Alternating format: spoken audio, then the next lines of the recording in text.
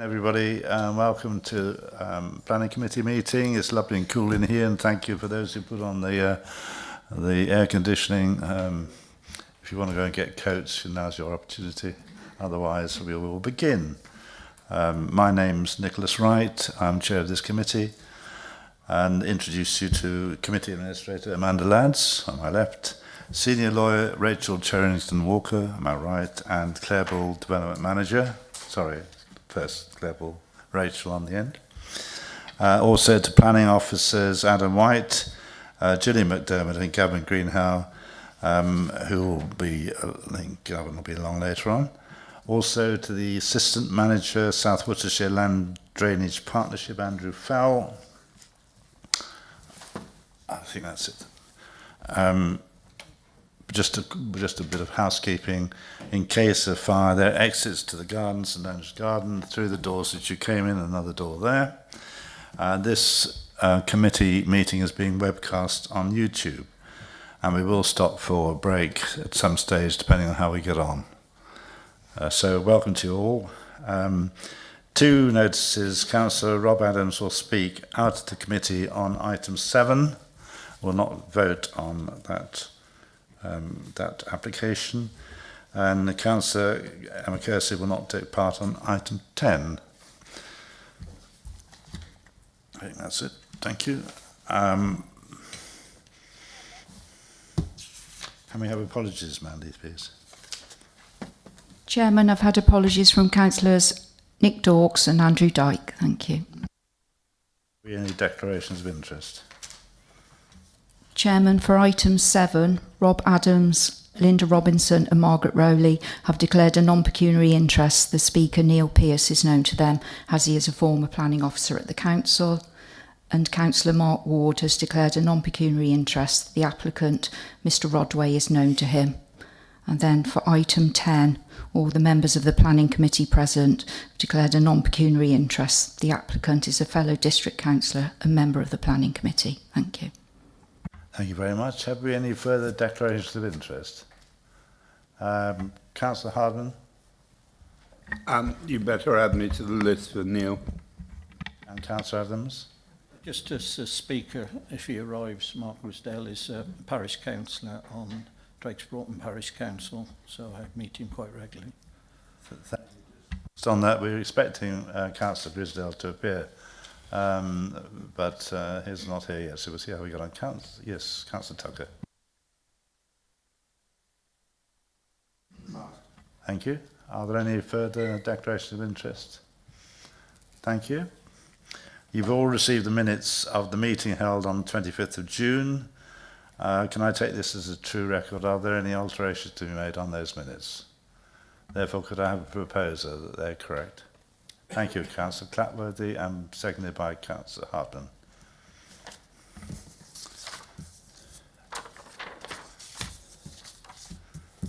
I say this every time, and well to people who've come this afternoon. A lot goes into the planning, as you well know, until it comes to committee. It's a balance, of course, and you may find that the results at the end of the day, when we've debated it, aren't what you're expecting and you don't like them. I'm afraid that is the way of a planning committee. We do our best to gather all the information.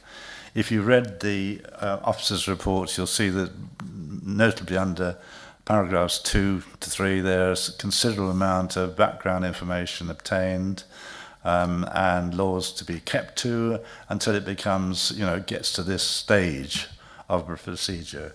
Mainly the National Planning Policy Framework, Planning Practice Guidance, Waste Course Strategy, the South Worcestershire Development Plan, neighbourhood plans as relevant, if they're relevant, etc. And a great deal goes into it, as well as all the agency reports, which you've probably seen.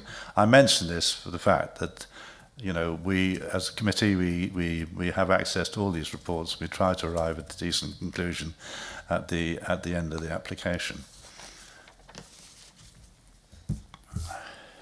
For those who haven't been before, 3 minutes is allowed for town or parish council to speak, 3 minutes for those objecting to the plan, and 3 minutes to support the application.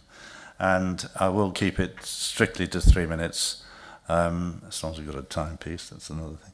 Strictly to 3 minutes, and if you go over, you'll hear a buzzer. You'll have to stop, I'm afraid. So how it works is the planning officer will describe briefly the proposal and verbally update the committee if appropriate. Parish council representative will then be allowed to speak, and then objectors, and then the applicant or supporters of the scheme. The visiting ward member, if they're available, will ask questions, as will the panel of the speakers, and then the ward member will address the committee, then the members will debate the proposal. So that is how it operates.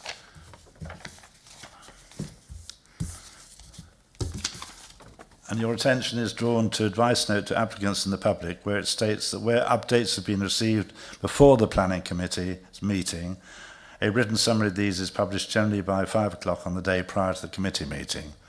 And verbal updates may still be made at the meeting itself.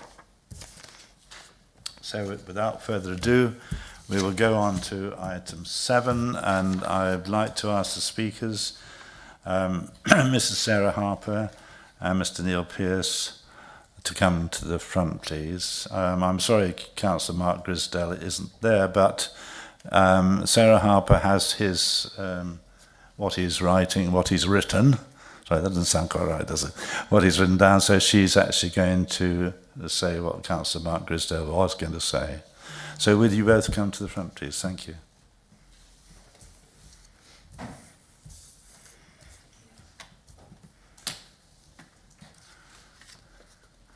So this is a land at Worcester Road, Drakesbroughton. We've had a site visit there this morning.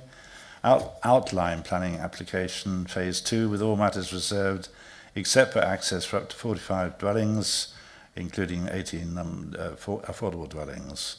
The case officer is Adam White. So I'd like you to, Adam, if you could update the committee, thank you, on this application. Thank you, Chair. So the application relates to a 2.63 hectare site on the southern edge of Drakesbroughton. That shows you a general location there. So the site is immediately east of land with outline planning permission for up to 45 dwellings. So that's referred to as phase 1. The site is currently grassland, bounded by hedgerows and woodland, with existing housing to the north. It lies within flood zone 1 and is not subject to any landscape designation. So although the site is outside the defined settlement boundary, it is immediately adjacent to it. That shows you an overview of the site. Phase 2 is to the right-hand side of that, and phase 1, the already consented scheme, is on the west side of that site. So the application's outline planning permission for 45 dwellings, all matters reserved except for access, which is proposed to be taken from the previously approved access for phase 1 off Worcester Road. So this application here is proposed as, or referred to as phase 2. That plan there shows an indicative layout. So phase 1, which is already approved, is sort of shown indicatively to the west in blue. And then that's an indicative layout on the right, which just shows how the site could be developed. So in terms of the policy context, as set out in the committee report, the site lies outside of the settlement boundary for Drakesbroughton, although immediately adjacent to it. So as such, the proposal is technically contrary to policies SWDPR 1 and 3 and policy DBWP1 of the neighbourhood plan. So as you know, the new plan has been recently adopted and therefore represents the council's most up-to-date policy position and spatial strategy for accommodating growth over the plan period. It's also the council's position that it can demonstrate a 5-year supply of deliverable housing with the 20% buffer. So it's recognised that one of the key purposes of the plan-led system is to provide certainty and confidence for communities, decision makers and the development industry as to how and where growth will be delivered over the plan period. Permitting development on an unallocated site outside of the identified settlement strategy gives rise to some tension with that objective and attracts adverse weight in the planning balance. However, the existence of conflict with the development plan does not in itself preclude the grant of planning permission, and the proposal must be assessed having regard to all material considerations and the planning balance as a whole. So it's officers' view that there are considerable benefits that would arise from this development, including additional market and affordable housing, which will boost the supply of housing. It should also be borne in mind that the plan's target to deliver 18,852 homes during the plan period is not an upper limit or cap. So whilst there would be a degree of landscape harm, for the reasons set out in the report, the harm would be very localised and limited.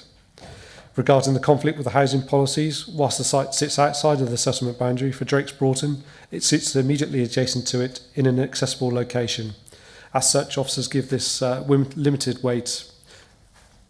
Considering the application in the round, it is considered that the benefits of the proposal clearly outweigh the limited harms in this instance. As such, it is officers' view that there are material considerations in this instance that justify a departure from the development plan. Just in terms of some updates, there's some updates on the transport-related conditions and obligations which unfortunately weren't included in the committee report. So as requested by Highways, a further condition is recommended to secure a residential travel plan. Now this recognises the fact that the combined sites would now exceed the threshold whereby a travel plan is required. The following contributions are also sought, which would be secured as part of the Section 106 agreement. So £15,750 towards pedestrian infrastructure improvements, £4,983 towards community transport, and £53,397 towards school transport. And this was all set out in the Highways response. So just to give you a bit more context of the site, that gives you that's the access that was consented for phase 1, the one that is proposed to serve phase 2.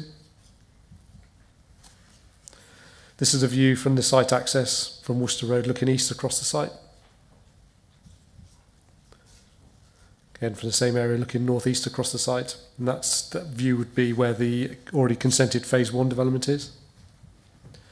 This is the view from Brickyard Lane, again looking across the site. And again from Brickyard Lane. Thank you, Chair. Thank you very much. Mr. Grisdale, welcome. You just get yourself organised? Just walked in. Yep. Sorry, yes, I'm not Councillor Butterworth, who's normally here. I've got her parking space and security pass, though. You've done Mrs. Harper out of a job anyway. We've obviously just spent 5 minutes just going through the application from the case officer, which you know.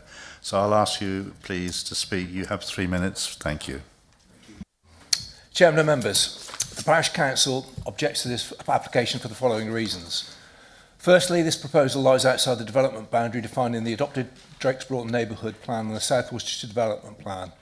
It is open countryside within the protected gap between Drakes Broughton and Pershore. Policy SWDP2 seeks to maintain these significant gaps to preserve the separation, character and identity of settlements. This proposal directly conflicts with that policy by extending development towards Pershore and contributing to urban sprawl. Additionally, the nearby large-scale Abbotswood Ridge development names Drakes Broughton and others and seeks to manage the level of future housing growth in these villages while retaining and respecting the settlement boundaries established within the SWDP.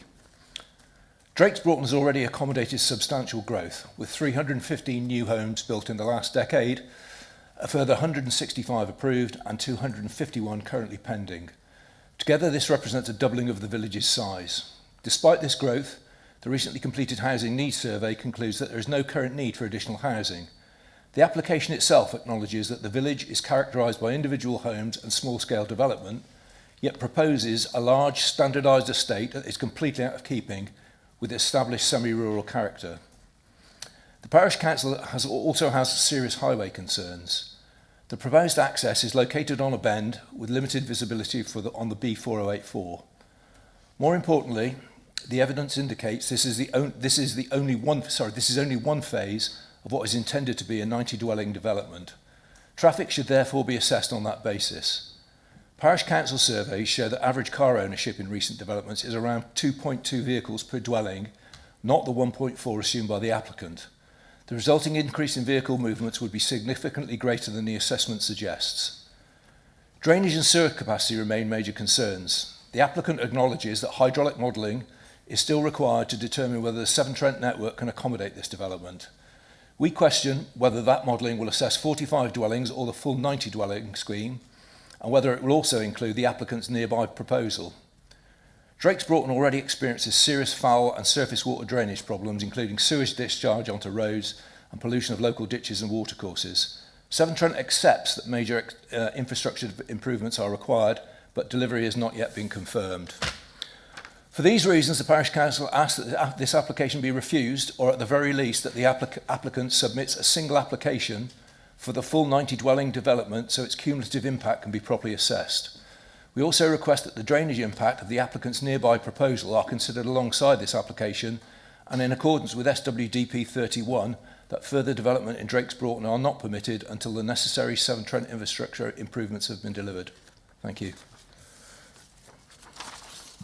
Thank you very much. Mrs. Sarah Harper, you have 3 minutes. Thank you. Thank you. Chairman and members, I speak on behalf of the local residents in objecting to this application. Our concern is not only the proposal itself, but also the officer's report, which relies on assumptions rather than complete evidence, understates cumulative impact and reaches conclusions not fully supported by the information available. Concerns are acknowledged throughout the report, but repeatedly dismissed without significant justification. Members have therefore not been provided with a balanced assessment. We respectfully ask that this application be deferred until outstanding evidence has been submitted, independently assessed, and cumulative impacts of phases 1 and 2 properly evaluated. The key concerns: Phase 1 and Phase 2. Phase 1 remains outline consent and has not been built. Outline permission does not change the village character and should not be used to justify a further expansion without considering whether objections to Phase 1 have been resolved. Transport. The Highway Authority assessment related to Phase 1 is yet its conclusions have been extended on Phase 2 without a fresh cumulative assessment. Together, the schemes would deliver around 90 homes and substantially more traffic. Members should be provided with cumulative vehicle numbers and modelling, particularly given the constrained access onto the B4084. Affordable housing. The report identifies the need for around 24 homes, while the Parish Housing Needs Survey identified only 8. Given the large number of homes already approved locally, members should be satisfied that any unmet need remains before significant weight is attached to this issue. Drainage, infrastructure and surface water. Severn Trent has acknowledged the investment is required to improve foul waste capacity. Existing infrastructure already experiences problems including sewage incidents and local drainage issues affected by nearby properties. A full assessment of the combined 90-home development is needed before any decision is made. Landscape and character, the residential impact. The two applications form a single expansion and should be therefore assessed together. The site lies outside the development boundary and the council now has a 5-year housing supply. The proposal would urbanise open countryside, alter the village's rural character, affect neighbouring site residents through increased noise, traffic, lighting and overlooking, possibly infringing human rights. There is not an adequate green buffer. Biodiversity survey evidence should be available for independent scrutiny, with biodiversity delivered on site wherever possible rather than relying for primary off-site compensation. Reduce the housing number, get biodiversity on site. The application departs from the development plan at the time when 5-year housing supply exists.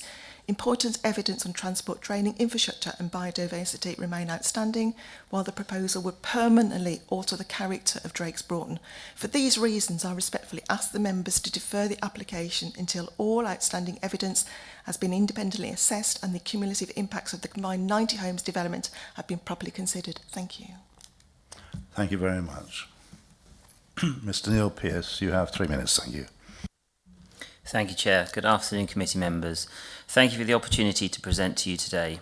This is an outline application with all matters reserved with the exception of access for up to 45 dwellings, 18 of which will be affordable. It represents Phase 2 of the development, Phase 1 having been granted outline planning permission in February. An illustrative layout has been submitted which provides a significant level of detail and demonstrates how the development is likely to come forward with a high-quality landscape-led design. The site is in a sustainable location on the edge of a Category 1 village. The Council's housing land supply, which only shows a marginal surplus over the minimum 5 years, is untested and currently under challenge. The recommendation in the report is spot on. It's pragmatic in light of the fluidity of the situation and the need to maintain a robust supply of housing land going forward. The site is not affected by any planning constraints or footnote 7 designations, and there are no strong reasons for refusing the application even under the flat balance. There are very limited adverse impacts resulting from the development, and these would significantly and demonstrably be outweighed by the economic, social, environmental benefits which are set out in the report. The proposal will change the local landscape character, and it will add a few more cars on the roads. These are inevitable consequences of every development, but these effects are not so significantly adverse so as to warrant objection. Concerns about highway safety, foul drainage and flooding have been highlighted locally, and I fully understand and appreciate these local concerns, which have been repeated across a number of applications and appeals within the village. The proposals have passed an independent safety audit, and the Highway Authority have scrutinised the proposals and have raised no objections. Your drainage engineer is satisfied that the proposal will attenuate surface water on the site and discharge via gravity-fed pipes and swales to an existing ditch in Brickyard Lane. The LLFA have also confirmed they are supportive of the proposals. All surface water will flow away from existing residential properties. Condition 17 ensures no development can take place until approved drainage schemes, including future management, is in place. It is proposed to install a new foul sewer system through the site and up along to Walcott Lane to connect to the existing outfall opposite Shrubbery Road. As you'll be aware, Severn Trent will not allow any new connections until the existing treatment works have been upgraded, thereby safeguarding against the worsening of the current situation. Condition 18 ensures that no development can take place until an approved foul drainage scheme is in place. On the three local main issues, the fact that the experts are happy with this proposal should give you and local residents comfort that this development will be delivered safely and appropriately. As set out in your officer's report, there are no technical objections to the proposed development, which would potentially deliver over £500,000 in Section 106 money, plus SIL, plus the affordable homes. Just on the community of impact, the assessments that have been carried out have taken into account both Phase 1 and Phase 2 in respect of highways and drainage and other technical matters. Please consider favourably this proposal and grant planning permission subject to the 106 agreement. Thank you. Thank you, Mr Pearce. The councillors, ward members are Councillor Adams and Councillor Tourier. Councillor Tourier isn't here. Councillor Adams, have any questions to ask any of the speakers, the case officer or Andrew Fell, if you want to? Can I start with just a bit of clarification of Mark Grisdale, Councillor Grisdale? You're putting the neighbourhood plan together, Mark, so you're well versed of what is coming forward in Drake's Broughton. Am I right in my estimation on the Mill Lane down towards Wadborough, there's 2 applications still to determine a care home there and pretty well 100 houses. And then on Stonebow Road, there's another 100 houses pending. There's ever so many coming forward inside the development boundary.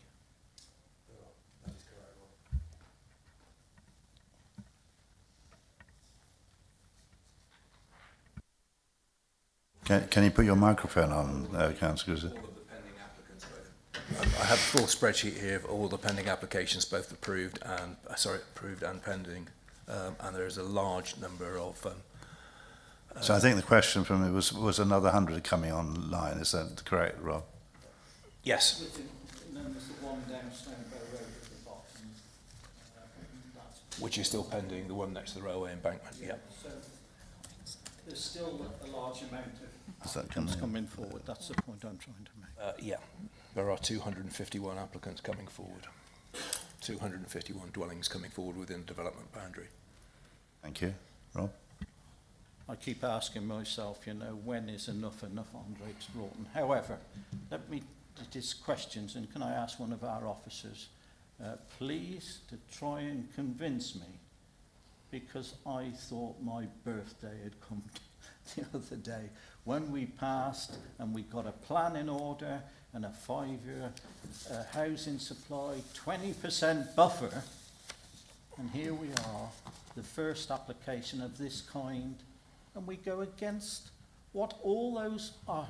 I just feel for all our planning officers in there that have worked so hard to put it all together, and here we are today just throw it, oh well, it doesn't suit us, so therefore we've got to approve. I take that's a question. Is that a question? So I just want an officer to explain to me why it isn't being thrown out now, on the understanding that it's outside the development boundary.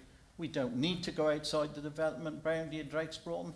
We've just said there's hundreds of houses coming forward within the boundary to Let's get an answer to that for you. Adam, do you want to take that? You're right.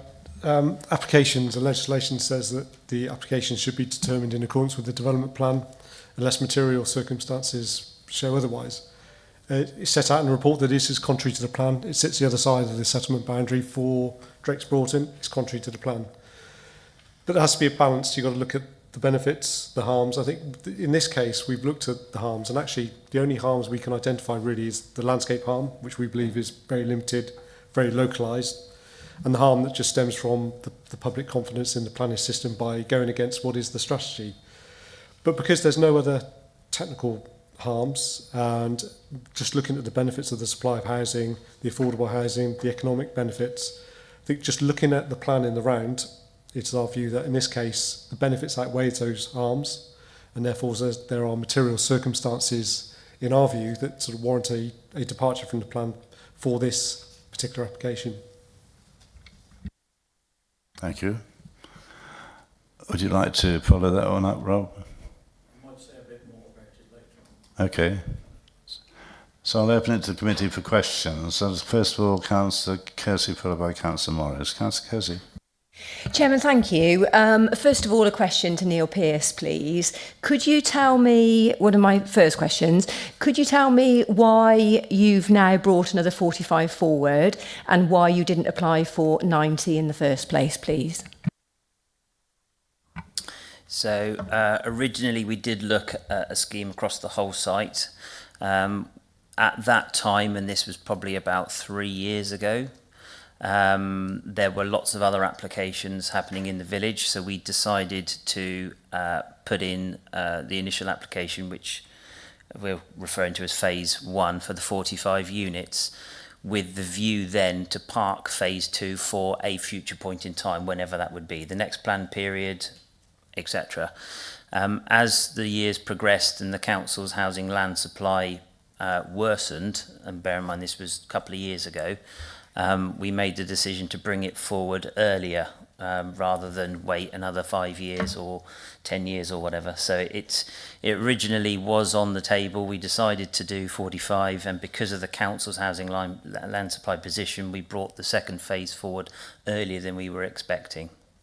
With the greatest respect, though, that doesn't really make sense, does it? Because this, the original one was, I'd like to not call it phase 1 and phase 2 because it intimates that there's already been an approval and we're then agreeing things on phase 2. This is 2 completely separate applications.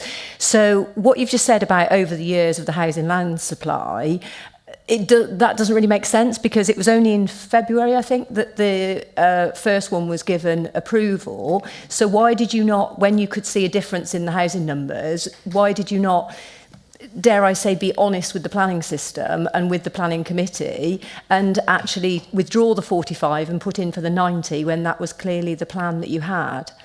And also, it might be a second question, but it might help you with the first question, is that at the time that application was before the committee, I asked why, when the ownership of the whole field was in the ownership of the applicant, why we were looking at off-site biodiversity net gain when clearly there was half a field that could be used. So at that point, the fact that you were planning to have biodiversity net gain off-site, that clearly meant you already knew that you were going to come back with the 45. So on that basis, I go back to my question, why did you not apply for 90 in the first place? So it would not make any commercial sense to withdraw an application as advanced as phase 1 was back at the end of last year, beginning of this year. From a commercial perspective, it's important to gain a planning permission, and I think you'll all appreciate that. We waited until we'd got the approval for first 1 before submitting phase 2 effectively. Both of the phases have been tested together, and there was accusations in the other speakers that they haven't been, and that's wrong. All of the technical evidence has considered the cumulative impact of both of those developments. In terms of biodiversity net gain, I recall that conversation and I recall your question. And it's in the report. The biodiversity net gain is going off-site for phase 1 and phase 2 at a site called Hurst Park Meadows, and the applicant owns that land, and he's in detailed discussions with your ecological colleagues about bringing that forward as a BNG land bank for the benefit of Pershore. And it was only a meeting last week with Liz Etheridge and Charlie Bennett and Suzanne Hiscock, where those proposals were discussed. So that's always been on the cards, whether there was a phase 1 or a phase 2. Okay, thank you. And Chairman, if I may, following up on the biodiversity net gain point, you may recall, and understandably, I'm never ever a fan of when you're in the open countryside having off-site biodiversity net gain, because why would you? So from what you've said, obviously all of this was already planned. I would have much rather, when you came to committee with the 45, you were open and honest. Again, from a planning decisions, I don't like it to take into account commercial decisions, and why would we if we're determining planning applications? But from what you've said there, I'm assuming that where you're planning on taking the off-site biodiversity net gain to is somewhere in Pershore that you wouldn't be able to achieve planning consent for, so therefore you're simply moving it around because it commercially suits you. That is a question, but you can choose to answer it or not. But the other question that I wanted to put to you, it's been extremely common knowledge, because Drake's Broughton all across Wychavon and indeed Worcestershire has been used as an example of a village that's being turned into a town and going against everything against what we want to do with Wychavon New Town and everything with the SWDPR. So you will also be aware that we've had many conversations in this chamber with Councillor Butterworth and other councillors about them bringing forward a review of their neighbourhood development plan. So how much consultation have you had with the parish council to be able to bring one of your sites forward as the allocated site within the neighbourhood development plan? We haven't had any conversations with them. They've not approached us. We've not approached them. Okay, and did you want to say anything else further on the biodiversity net gain, the fact that you're moving it from an open green field to somewhere that you might potentially is undeliverable as planning? I would only say that that is fairly common practice. There's nothing untoward about what's being proposed, and if it was, your officers would have highlighted that. Certain members of the committee may not agree with that approach, but that is a standard approach, and the scheme that's being proposed at Hurst Park Meadows is an exemplar scheme. It doesn't just benefit this particular site in terms of being able to allocate off-site BNG. It's a very significant land area, and it's a very significant biodiversity proposal that's coming forward. Okay, so basically everything, I thank you for being honest to a degree with the committee today. I would have rather you been more honest and open with the committee however many months ago. But basically you're saying that everything is driven around commercial decisions as far as this is concerned. Well, every planning application has a commercial sense to it. Otherwise, it wouldn't come forward. The phasing in hindsight, if I could turn back the clocks, knowing that I know now what's happened over the last 3 years, I would advise my client just to come in with the 90 units, even though that's a large amount of houses in one go. We tried to bring the site forward in phases to keep the change effectively to a minimum. We were aware of other applications within the village. We were aware of the emerging allocations. Some developers would have come in for 90 straight away, but we decided to phase it at that time, and it was only in the fullness of time that the worsening housing land supply position meant that opportunity was still available. So that's why phase 2's come in.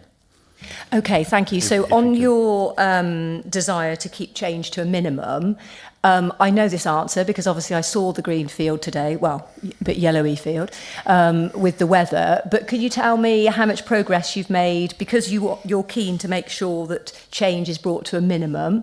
Could you tell me how much progress you've made with the application that you've already had approval with, please? I'm not sure I understand the question. Whereas obviously it's an outline planning permission. I'm talking about the one that you've already got approval for. What have you done with that one?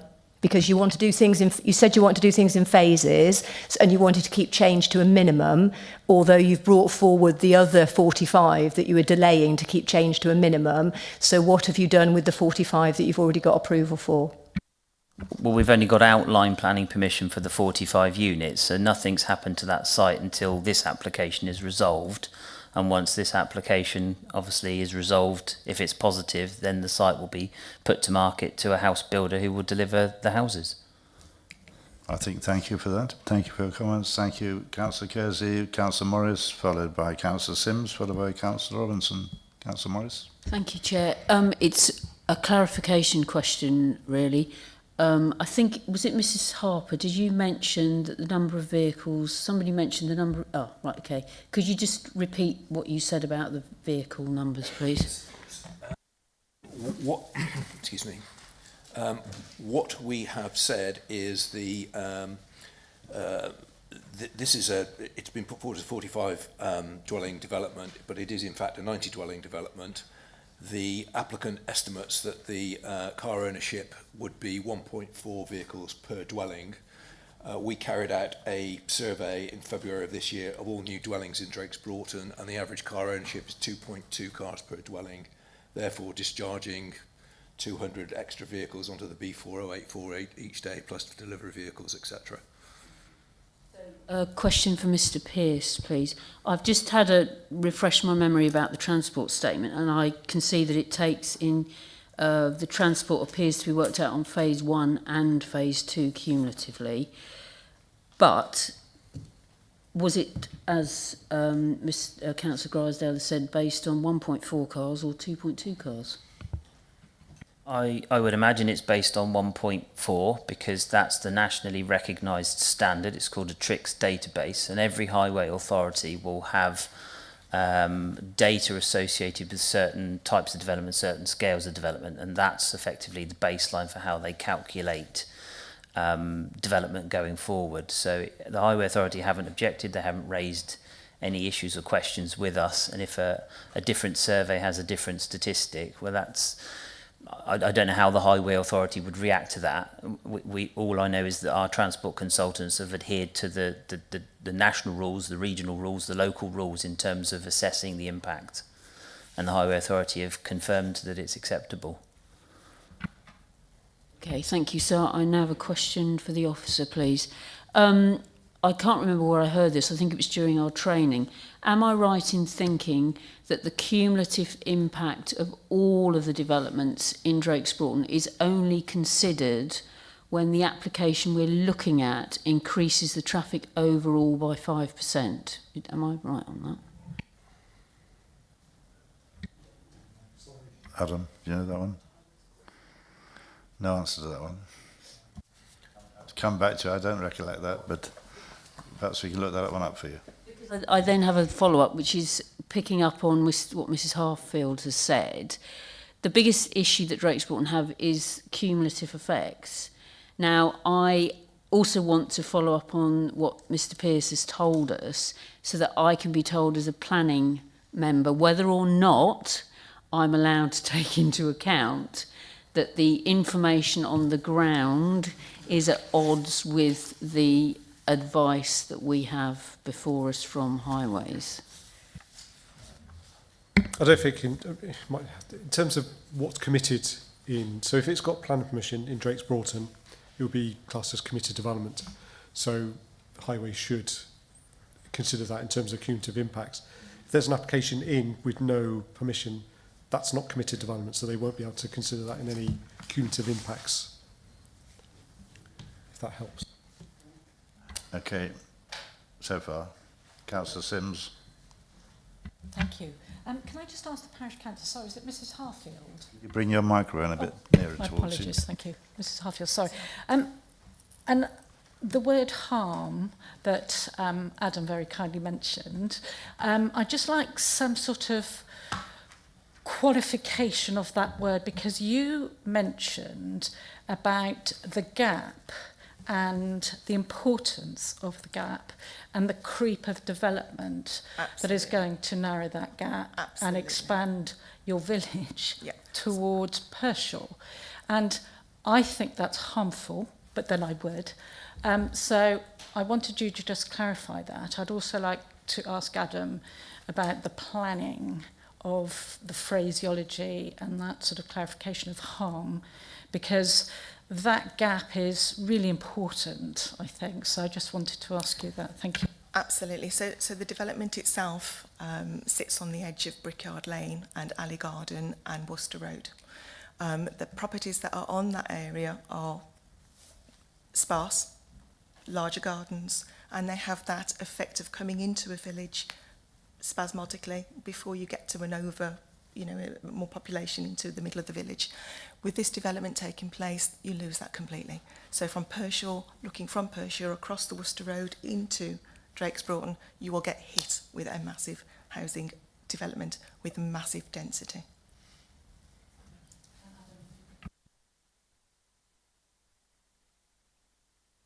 Sorry. I mean, the way you attribute to that harm is really your sort of judgment, really. Because as a decision maker, you sort of weigh up and sort of attribute how much weight you'd give to that harm. Now, in terms of this mention of a gap, there's no gap policy which prevents any sort of... So this is just sort of a landscape impact consideration. In terms of officers' views on this, based on the submitted landscape and visual impact assessment that was submitted, it does sit on the edge of existing built form. It is an open countryside, so you're going to get a degree of harm because you're just basically urbanising what is currently an undeveloped field. But you've got quite a lot of consented development to the west. You've got existing development to the north. And in terms of public views, you get sort of glimpses or views from Brickyard Lane. Other than that, the other public vantage point really is you get glimpses from a footpath, I think, from the south, which I think footpath 600. So actually, there is a degree of harm, but it's very localised in our view. So officers attribute the harm very limited, but you as the decision maker, you attribute the weight, how you feel. Thank you. Mr. Chairman, could I just provide a clarification for the previous questioner, please? Well, which question was that from? Councillor Morris. Yes, please. Yes, you can. You asked about whether it would be more than 5%. It's more than 49 cars, that would be more than 5%. And we are anticipating this is going to be close to 200 cars. Councillor Robinson, followed by Councillor Tucker.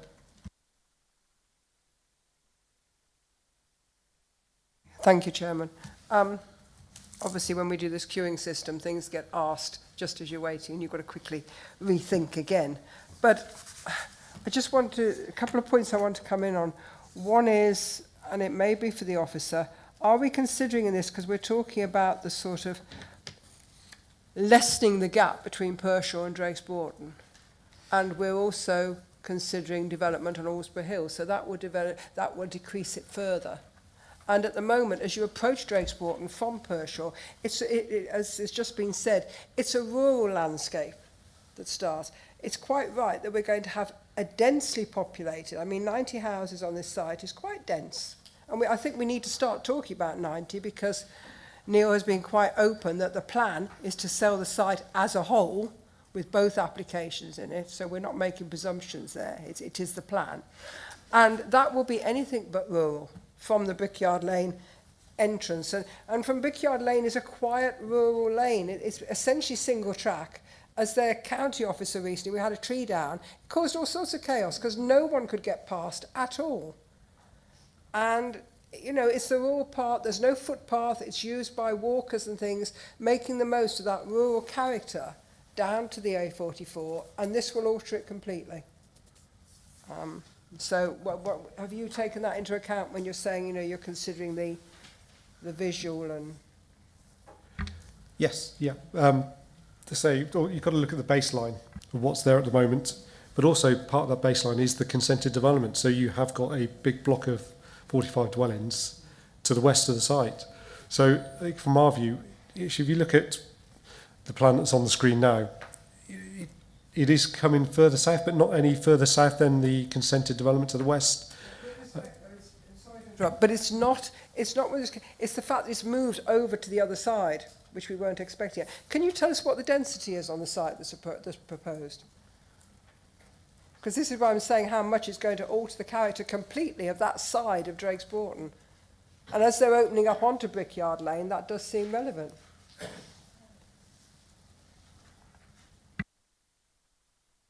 Well, we'll have a look at that. If you could keep your questions to clarify the points rather than, you'll have a chance to say what you feel in a little bit. But if you could just keep it very succinct to everybody.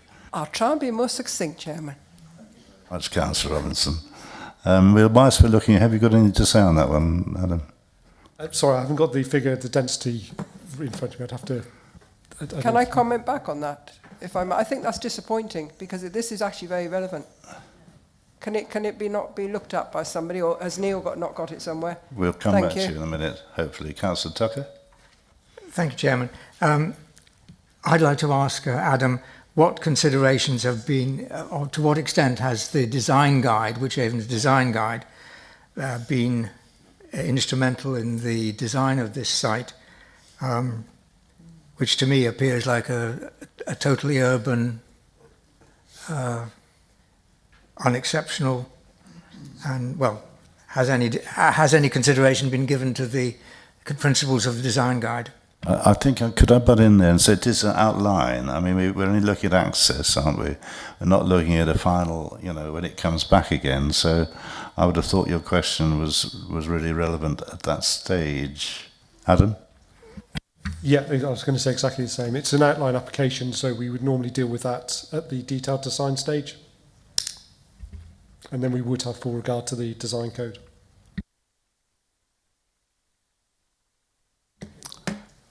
All right, any more questions for the speakers and for anybody else? No? Well, we have aired that quite well. Would you like to, ask somebody? Chairman, sorry, and Yeah. my apologies for the very late question. Could I just have a point of clarification with regards to the calculations of the SEAL funding in Section 106? Is that any different because it's been brought forward as two applications of 45? Would it have been calculated any differently if it had been one application of 90? The only part is possibly the SEND education. That's the only point I could possibly think, because I think the Education Authority have assessed it as a 50-unit scheme. That's the only thing. Otherwise, in terms of SIL, they'd be based on the total number of houses.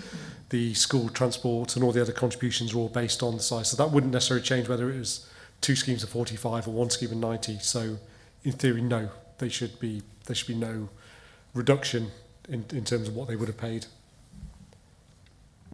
Councillor Morris? Chair, Rachel, were you able to find out about the 5% or not? I didn't know whether you were looking that up. No.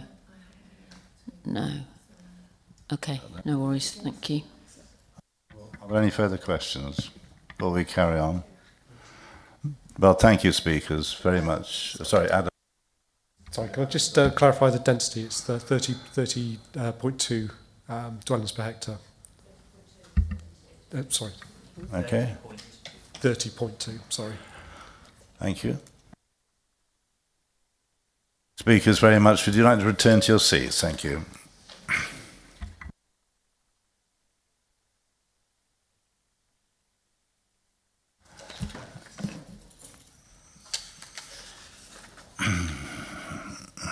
All right. Yes. Councillor Adams, would you like to address the committee, please? Thank you. Well, first of all, Mr. Chairman, can I thank the committee for so many questions. It heartens me to think there is some common sense here this afternoon, and there's no common sense in supporting this. All those people have put in so much work to have a plan and put a plan in place, and here we are, literally weeks afterwards, and we're going to go against that. How is that looking forward for our meetings in the future and how we're going to handle ourselves? Drakes Broughton now is in our plan as a Category 1 village. I think if Mark was there and I'd asked him, we don't recognise it as a Category 1 village and never had. But as we've said, and the discussion's gone on, there's hundreds of houses still pending in that area. And why?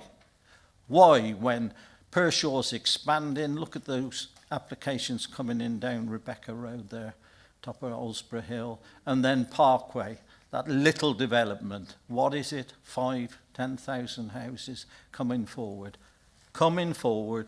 towards Drakes Broughton. Why do we need to keep developing in Drakes Broughton? Why, oh why?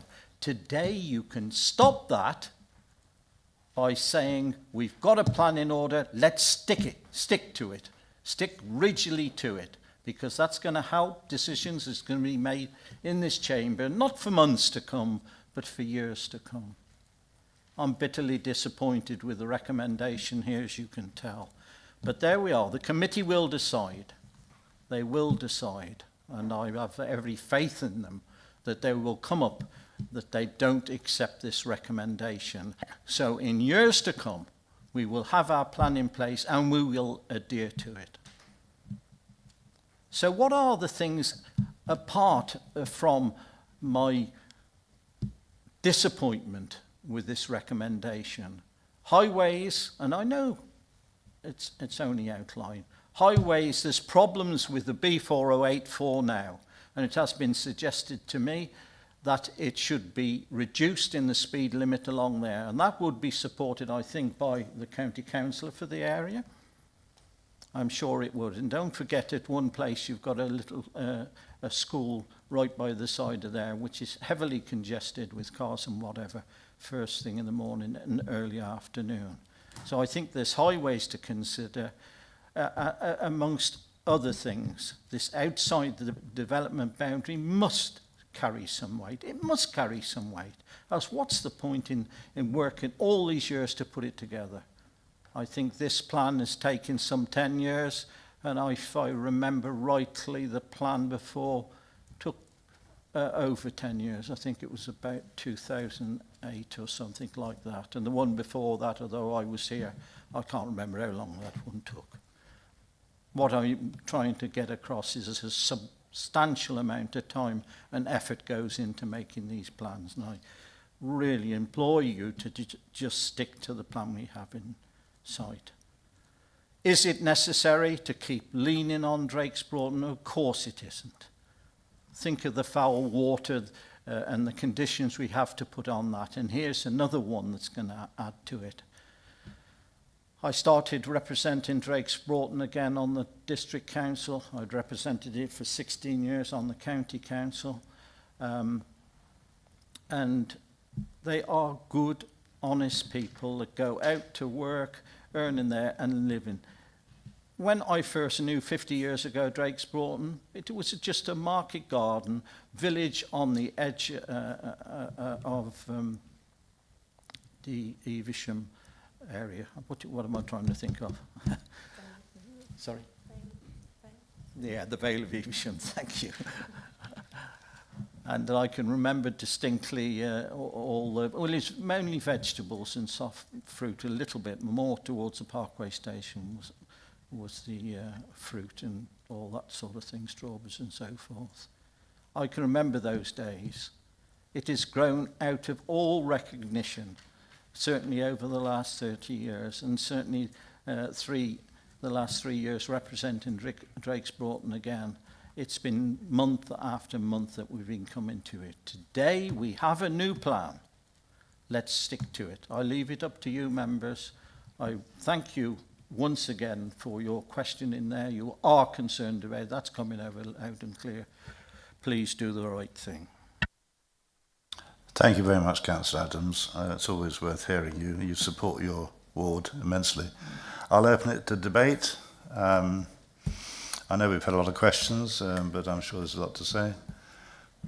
Councillor Robinson. Thank you, Chairman.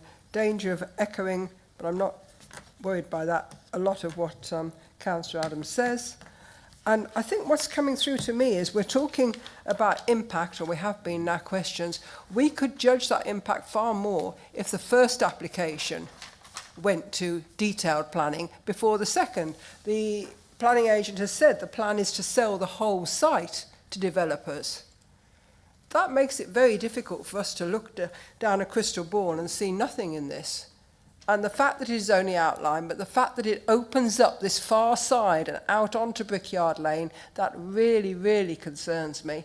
It can become a rat run. The whole of Drakes Broughton is about to become a rat run when the Parkway development starts, which we're becoming very involved with and seeing all of that. And because they're going to have to put new infrastructure in, and all the local villages are going to be rat runs. So this will only make it even worse.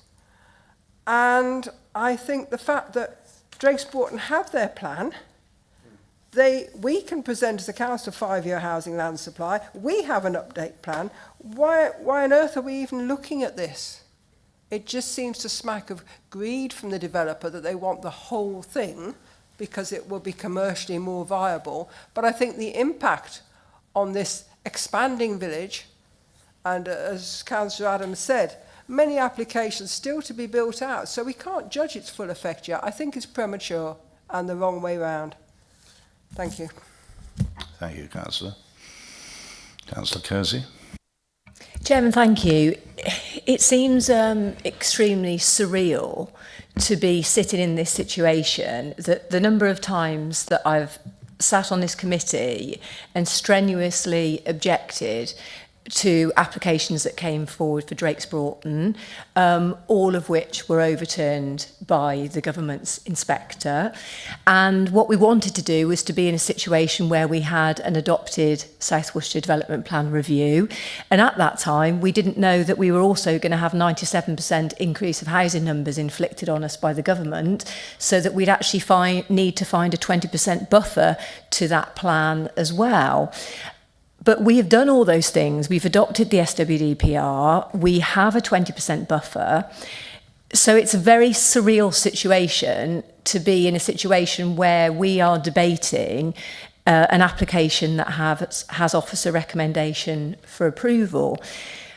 I understand to a degree the reason why officers have put this for approval, because of the backdrop of what the government are doing, and that's why I think it's an extremely difficult situation to be in.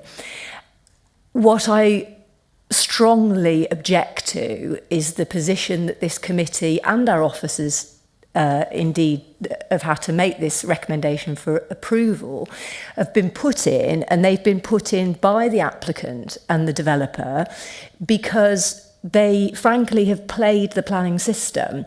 Because Mr Pearce has been quite honest with us today, and they've looked at the housing numbers, which is why they put the 45 in, because there's absolutely no doubt if we were sitting with an application with 90 houses before us today, it wouldn't, well, in fact, it wouldn't be sitting before us, because it would be in recommendation for refusal, because it would be 90 houses adjacent to that extremely rural setting.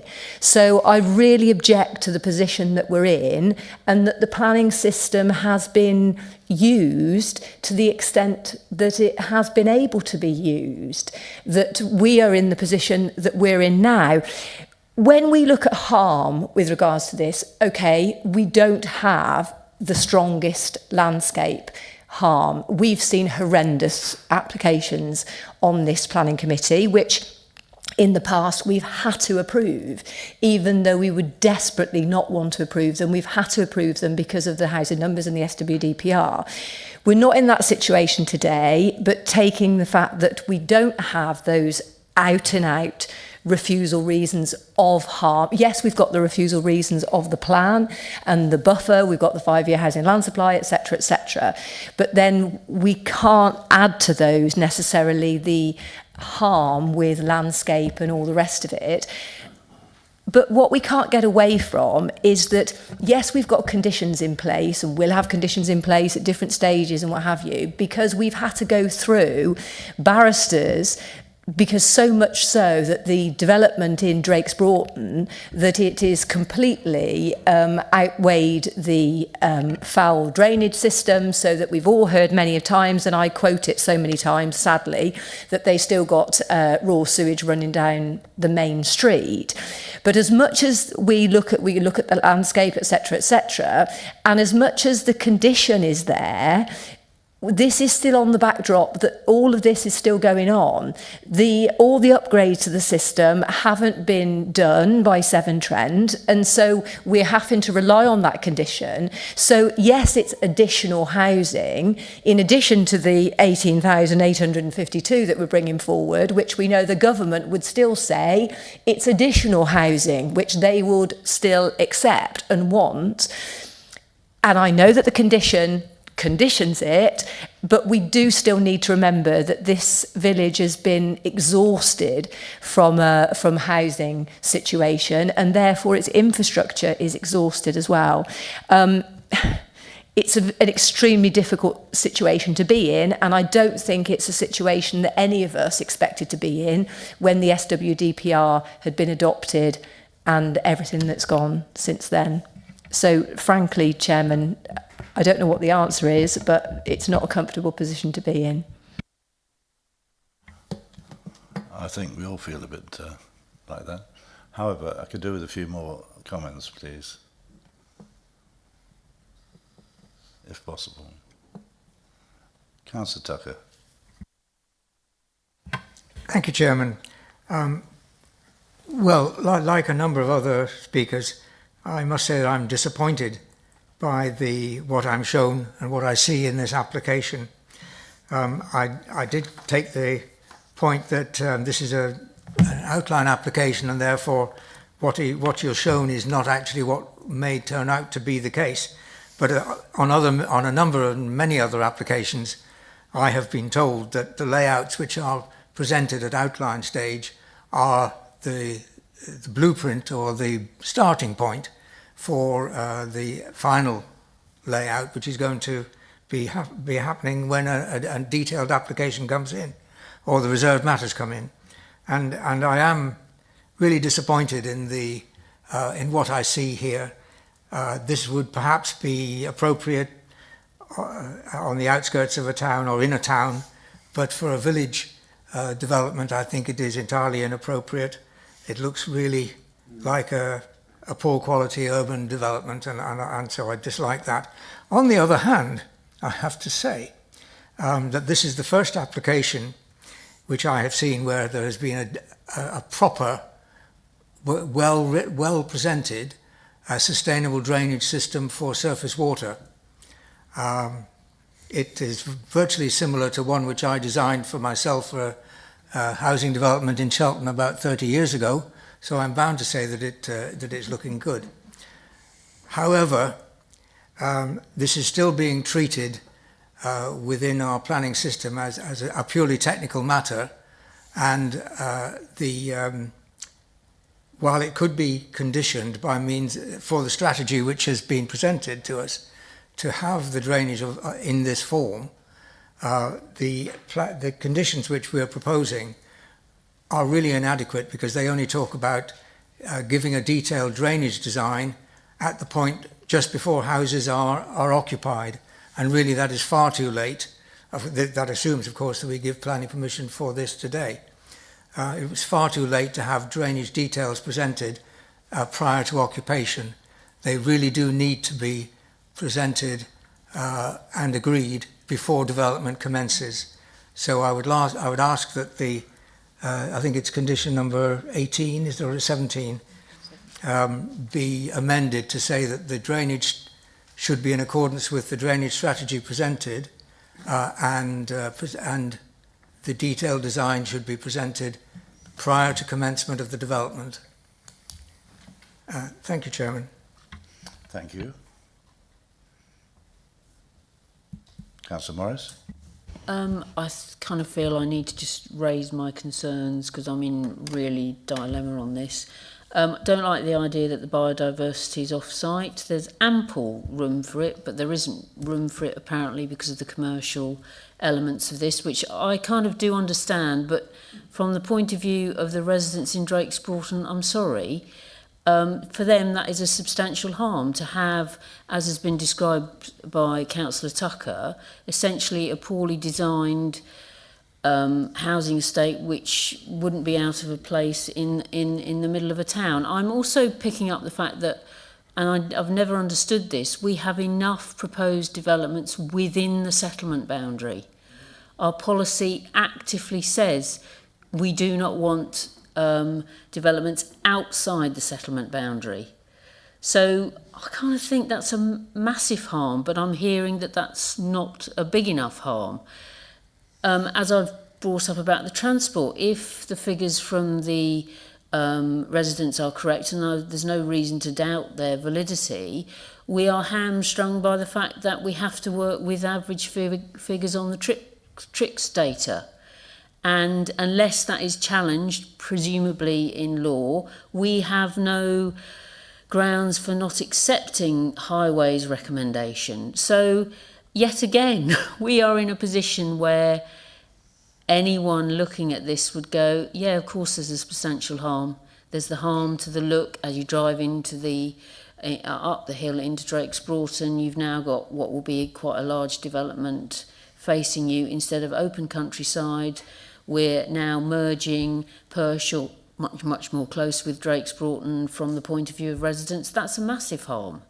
But there doesn't seem to be a mechanism, unless somebody in the room's going to tell me, by which we can turn around and say, we've got several policies, we've identified the policies that this doesn't comply with, and maybe people who understand the neighbourhood plan better than I do, whether we should be developing that element as that also showing a substantial harm, because I don't remember seeing that mentioned in the officer's report.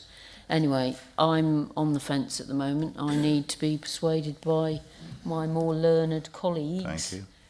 As I said right at the start, it's a balance planning, always has been, and this is a balance. This is a one which is a balance.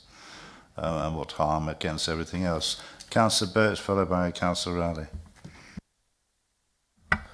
Thank you, Chairman. On the basis that we have the new plan in place, and the fact that we've been telling the residents of Drake's Broughton for years that once the plan's in place, they won't continue to have continued applications and approvals at this scale, I'd propose that we refuse the application on the basis of extending the development boundary outside both.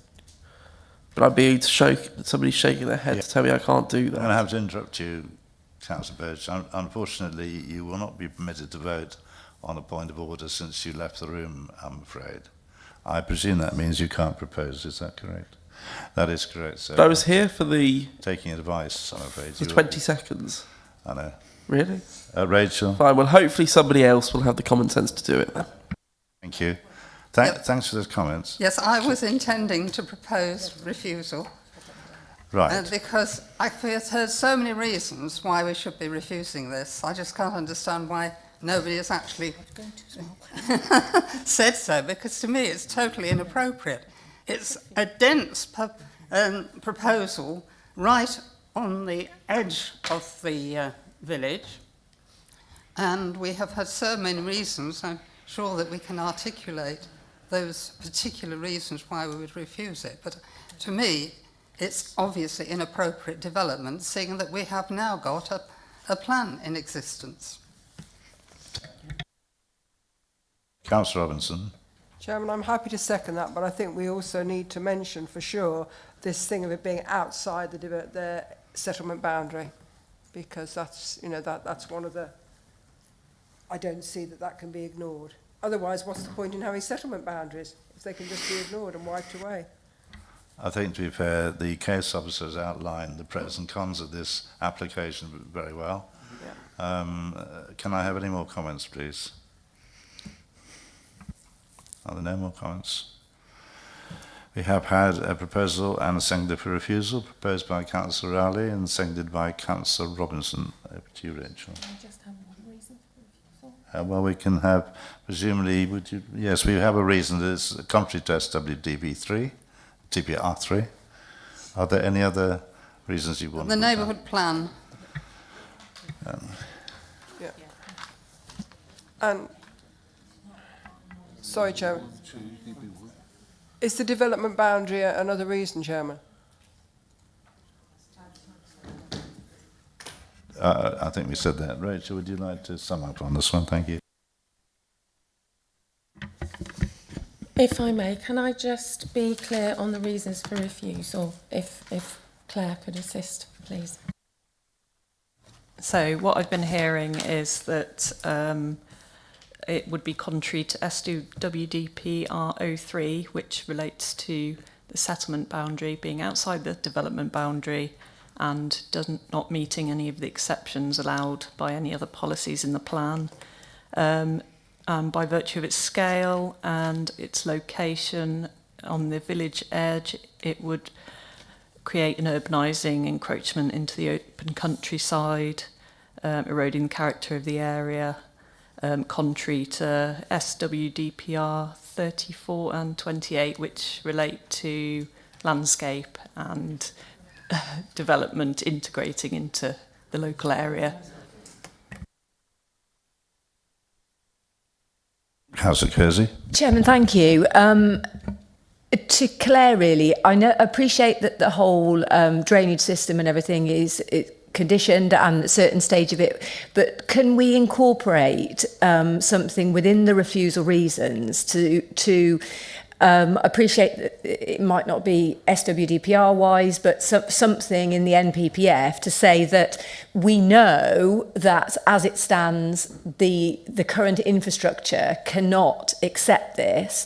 And so I don't want us to be, in situations where we've had to approve things, yes, we've conditioned it, but I think it's important in this, because we are on the flat balance, not the tilted balance, we don't need to rely upon there being conditions in place, because we've got to allow it because of the tilted balance. So if we're going to give refusal reasons, I'd like us to be able to incorporate that to say that it is harm because the infrastructure is not there, but it's not only not there for this development, but it's not there for the however many hundred that have actually been approved and are subject to conditions of the additional infrastructure being there.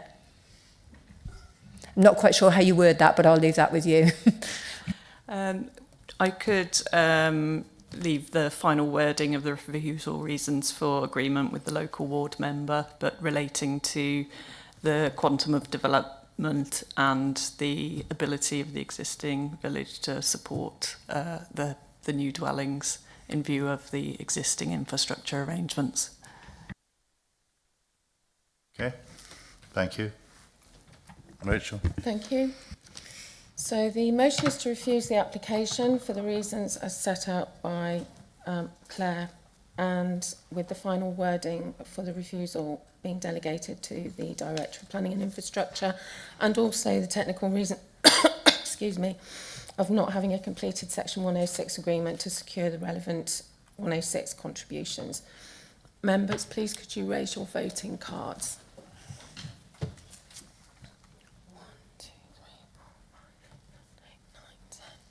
11. That's unanimous, Chair. The motion is carried. Thank you very much, and thank you to the speakers. And we'll have a 5-minute break. Thank you.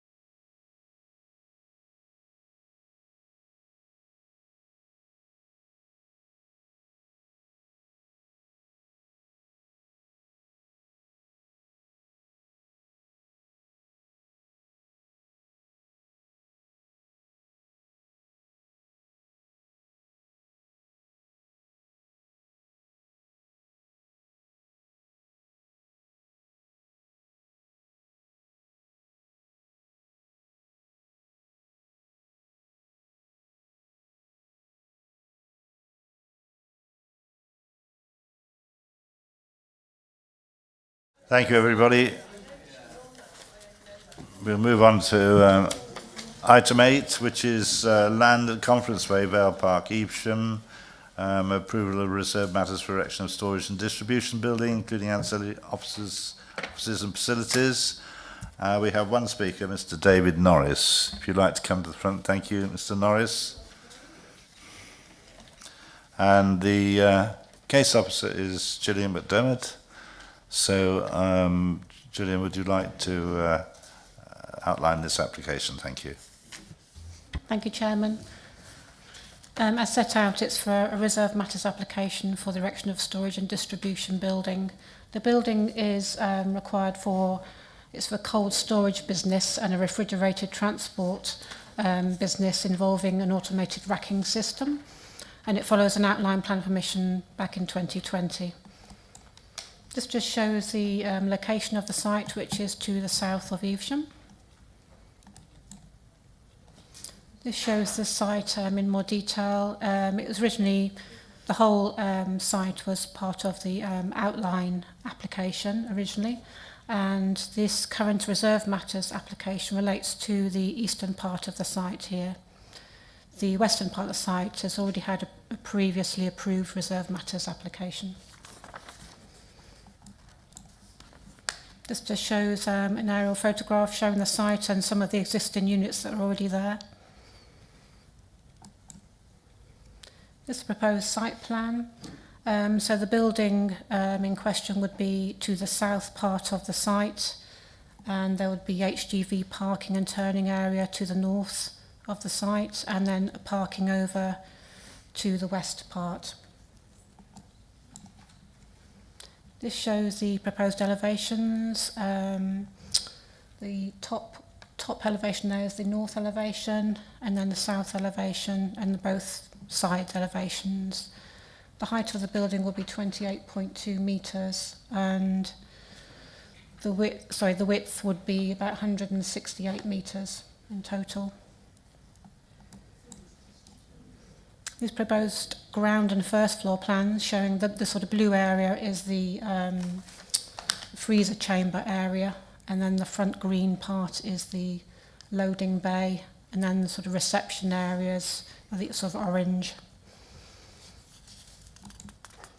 There's the second and third floor plans, just showing a similar arrangement. These proposed roof plan with solar panels. And this is the proposed roof plan and elevations for the HGV maintenance unit, which would be sited towards the north part of the main building. It shows cross sections. The top one is sort of north-south cross section, showing the height of the proposal in relation to Unit B on the right-hand side. And Unit B is about 12.3 metres in height. And to the west of that section, there's also the Porter's plantation shown there. And then the other section shows the proposal in relation to Unit B. So you can see the relationship between those two buildings. This shows the landscape mitigation plan, which proposes tree planting and buffer planting around the north and the east and part of the south boundaries of the site, and also tree planting within the parking area. This proposed elevational treatment with the exterior walls proposed to be clad in a graduated colour, sort of so it's like so it's lighter as you go up the building. These are the viewpoint locations for visualisations that I'm going to show you soon. I'll be showing you the one for V.01, which is to the northeast of the site, and VP02, which is to the southeast. So this is viewpoint 1. As you can see, the top is the baseline, and then the middle one is as the unit's constructed, and the bottom one is at year 25. This is viewpoint 2. The baseline is the top, and then constructed in the middle, and at year 25 again. These are some of the visualisations that have been submitted, shown. That's the front of the building. This is the car park at the bottom there. A few more visualisations. This is a site photograph looking east towards the site, and the bottom photo is the Porter's Plantation to the south. Again, some site photographs looking west towards his existing buildings, and the bottom one is view south-east. This was looking north-east from the end of the access road. And there's some other site photographs as well. Can I also draw members' attention to the update sheet, where there's an additional consultation response from the Council's Tree Officer and the Health and Safety Executive. There's also additional information in the form of a fire statement and updated officer appraisal in regard to tree impacts and external lighting, with a further 2 recommended refusal reasons. So the recommendation is to delegate authority to the Director of Planning and Infrastructure to refuse planning permission in accordance with the committee report and update, but to allow for the last comment date of the 31st of July to expire. Thank you, Chairman. Thank you very much. Mr. David Norris, you have 3 minutes. Thank you. Thank you, Chair. Thank you, members. My name's Dave Norris. I'm the planning consultant acting on behalf of the applicants or the clients. If I can just introduce them. We've got Toby and Boy. Boy is come over from the Netherlands today. He is the developer and the runner of it. The same with Toby as well, who's come back from his holiday in France to come to this meeting. The idea of that is to demonstrate that these are not speculative applications. These are by people who are buying the site from the council who want to deliver this facility. They're both experienced in cold storage and distribution. And again, we're committed to delivering this on this site. Just before I go into any other background on this, it's just important to emphasise, bearing in mind the last application, that this is an allocated site. It's not for housing. This is for employment for local people, up to 120 jobs. The site has already got an outline consent for it, and this is a remaining plot on that site.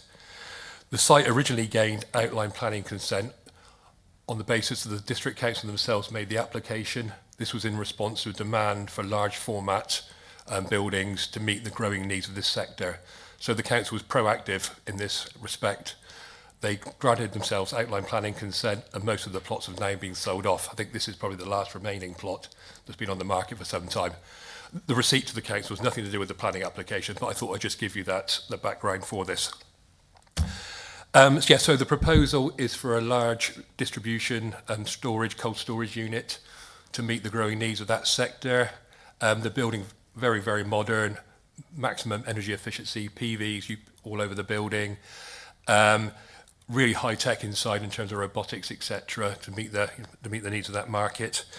In terms of investment, it's a very significant investment within the area. As I said, members will be very familiar with people coming to you talking about residential schemes, but this investment is employment in the area in accordance totally with your with your new made local plan. Up to 120 jobs being provided as a part of this, and also further jobs through the driving, proper apprenticeships in this ever-growing sector. I did send members some information in regards to the needs of this sector and the growing needs. Food safety has been recognised in one of the government's white papers. You'll all be aware of things like fuel safety and infrastructure, particularly at times of conflict, where the government have recognised that the infrastructure required to be able to store and freeze food is a national issue that does make us vulnerable if we can't provide this. And these type of facilities are springing up across Europe to be able to provide resilience for that. Again, any technical questions, the guys here can answer those. It's also an essential part of the food chain. As we know, products move around. They need to have large distribution centres that are viable as well, because, again, cost efficiency is a massive issue here, and the return on these buildings is very, very small. They're also, in terms of reducing waste, the ability to freeze and look after goods through different times of the year, through different periods, is really, really important. Sorry. Oh, sorry.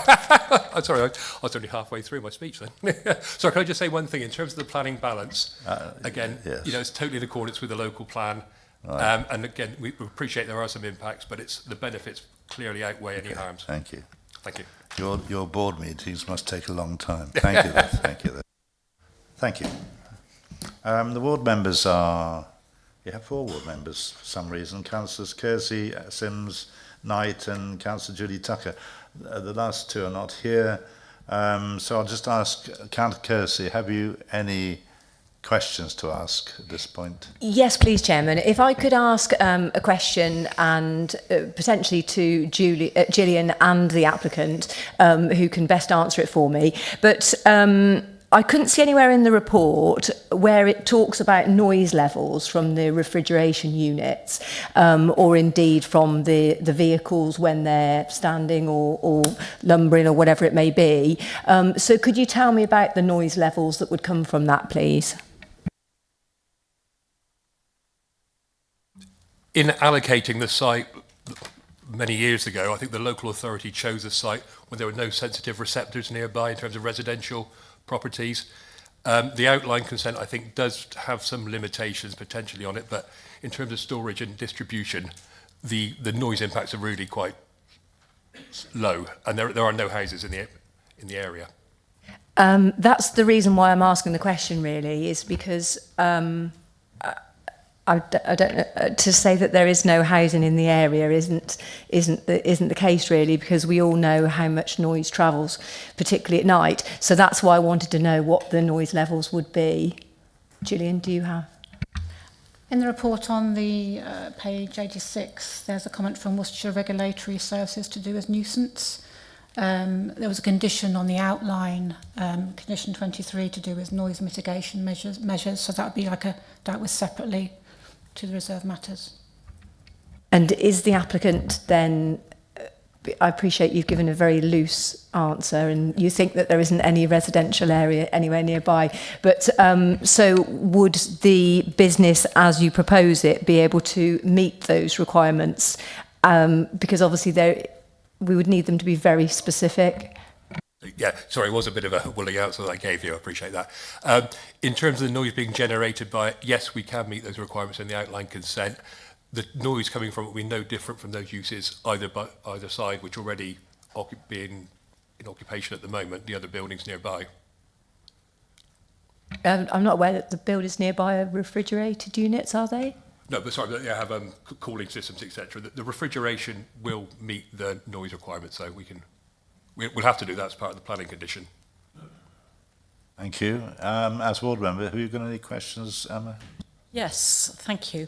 I'm very disappointed that we're here with a refusal, because I would like you to have looked and addressed the issues here, which is the massing and the height, because who wants to turn down a fantastic business opportunity that you're going to provide?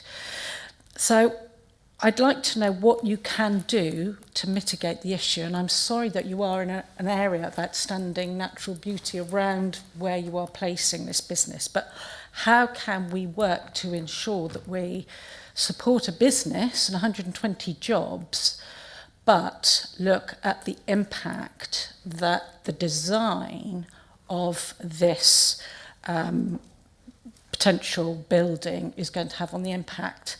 And it's interesting that the person from the Netherlands has come, because they are cracking great innovators of planning design. So can you look at how you can perhaps mitigate the impact of this? Could you go dig down?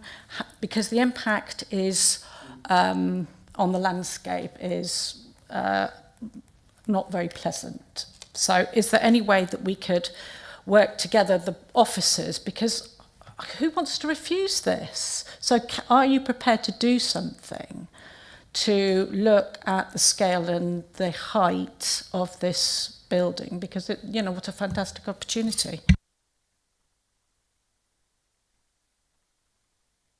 As well, the original building was higher than this. There is a real issue with cold storage, as per the white paper.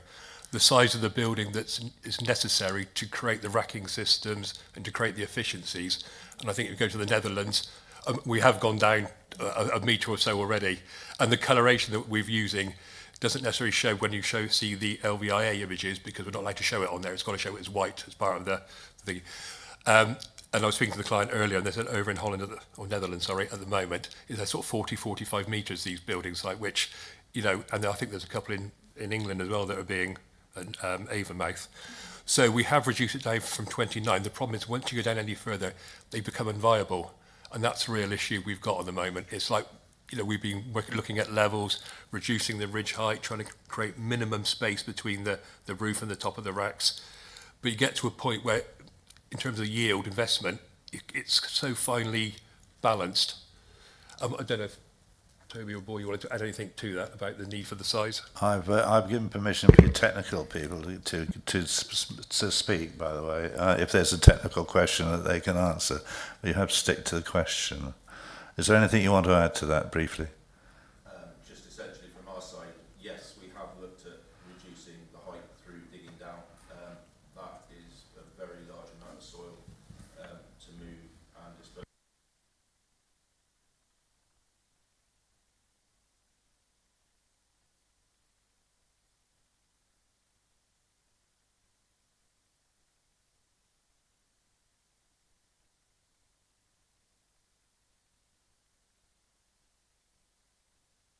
Okay, thank you.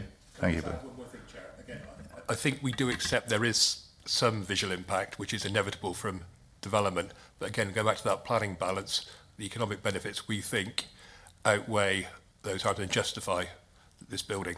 I'll take that. Thank you. Is that okay, Emma? Thank you. All right. If there's no more questions from the board members, I'll open it to everybody else. Councillor Rowley. Isn't there anything that can be done about the colour? Because it really does stand out as a sore thumb in the landscape. I mean, it's dreadfully stark. Absolutely. Yeah, so the colour that you saw on the images, which are from the landscape images, they are white because they have to be the first part of the Landscape Institute's assessment. You can't show it coloured, but in reality it will be coloured. One thing we can't do is make it dark because it's a refrigeration unit, and therefore dark absorbs the heat and the refrigerators don't work. We think the grading that is shown here does work, but we're more than happy to accept the condition that we can work with and produce different montages of different colorations. And it's also worth bearing in mind the Porter's plantation behind does screen it from quite a few directions. It's just from the east where it is more visible, but we're more than happy to work with officers on colours for that. Can I ask a question to you? Why did you choose this place to have this industry? Why particularly in an area of pretty well national beauty adjacent to it? Yeah, it's outside of. I mean, it's an allocated site for employment, which That's not quite what I'm saying. No, sorry, no. But it's a site that we thought lended itself in terms of strategic location as well. We also, from our landscape assessments, we appreciate there was some impact, but it's seen against the backdrop of the existing industrial estate. And you know, Evesham is 24 metres high is not. It's not a. You know, it's a block of flats. It's a significant building, but we really believe that the impact. Although from close up you'll see it. You'll have seen some visualisations from Broadway Hill where it can't be seen when it's against the backdrop of. Any further questions? Thank you, Councillor Morris. Just a quick question, because I need to kind of understand this thing with the height. So, does the chiller chamber go right the way from the floor to effectively the ceiling? Because you've got, 3 floors? Am I right in thinking that? Yeah,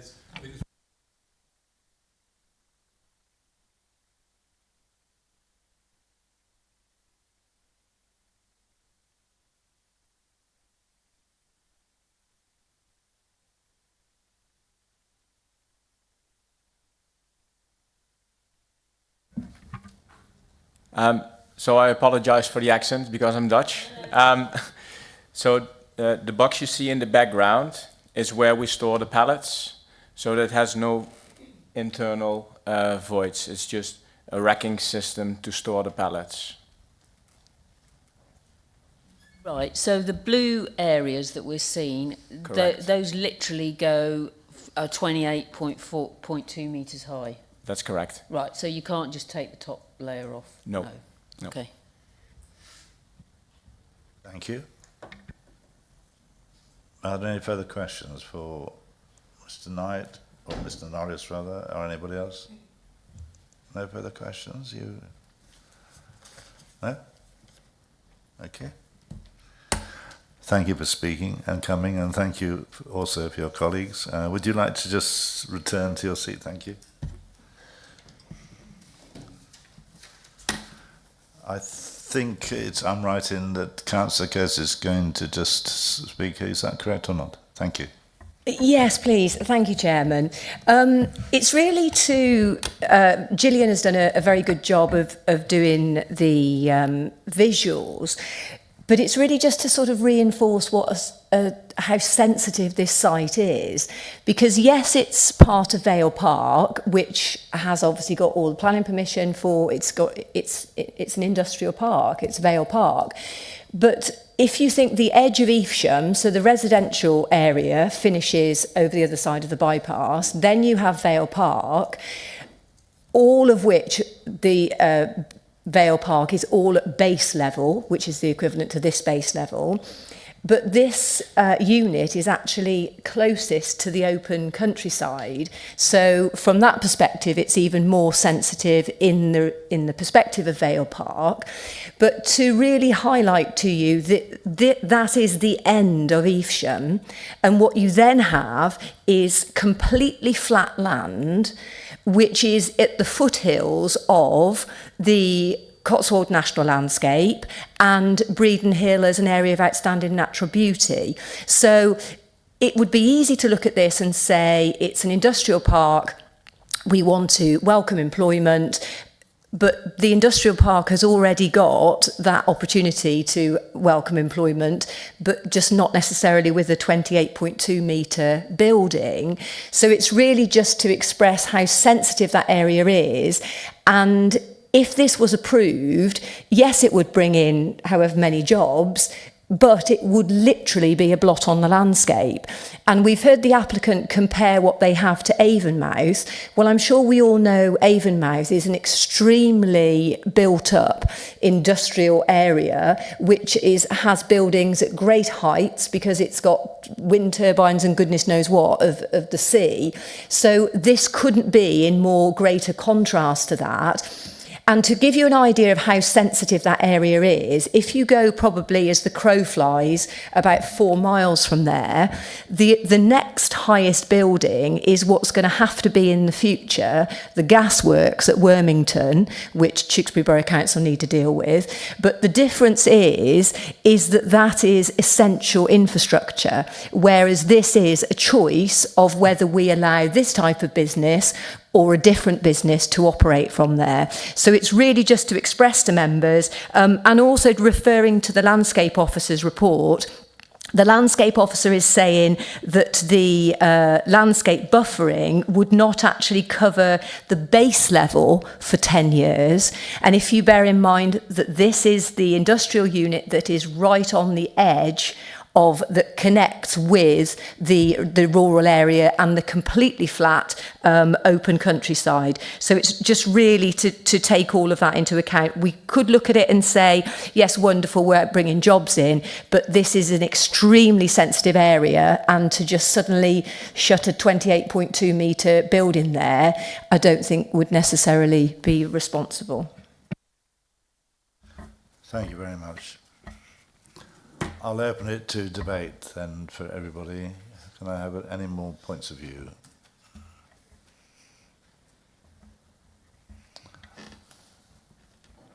I think they're still trying to imagine a 28 point whatever it is, 2 metre building. Can I just clarify? It's 26, it's 28 from the floor, but it's dug in. 26 is it? Fine, thank you. Thank you for that. Has anybody else got any comments on this one?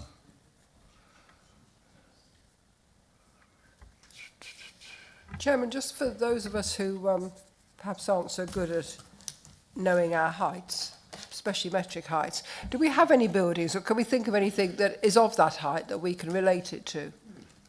Well, would the applicants be able to cite something? There's loads of buildings like that. Oh, thank you, Claire. I did Google this and try to find something comparable.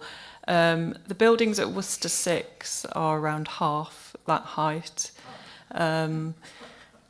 It could be as tall as the Hive, but obviously this is a much bigger footprint. But But yes, I don't think there's anything comparable in the area unless we're talking the Abbey, that kind of thing. No, thank you. Which The is Worcester probably 6, quite a bit taller. The Worcester 6 analogies, that's told me well. I know that proposed ones within the Parkway industrial site are going to be this sort of height, and it kind of brings it home to us. Thank you.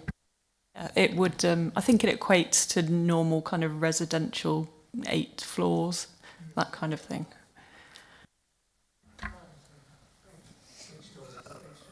Are there further points? I think we are limited to this one factor really, the height and size of it.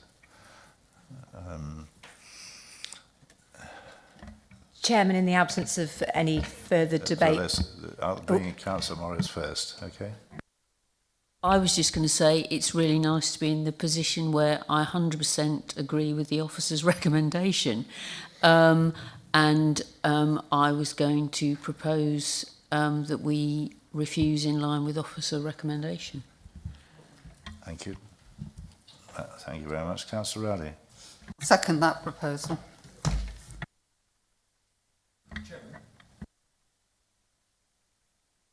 I'm afraid there isn't actually, but I think there isn't, I'm afraid. We realise your points of view. In fact, the sad part about this is that we do, generally speaking, like industry, especially in part, we are really in favour of it. But you have here, you know, you've got a building is going to be, as somebody says, a blot on the landscape, and I'm afraid that's the one factor only that's against you, as far as I'm concerned personally, and I think that's come about through discussion. So I know, you know, you can talk for England, but I'm afraid you've got no chance now. That's what I was just going to say, perhaps a deferral. Yeah, I think at the moment I've got actually a refusal by a proposal and sancta, but can I have any more points? Councillor Tucker. Chairman, I think you've said very well, how, and other speakers have too, how much we favour the principle of bringing 120 jobs to Evesham and to Wychavon, and would very much like to see this, if it was environmentally acceptable, to see this come to Wychavon, and I certainly agree with that, and it is very much a difficult decision to have to make.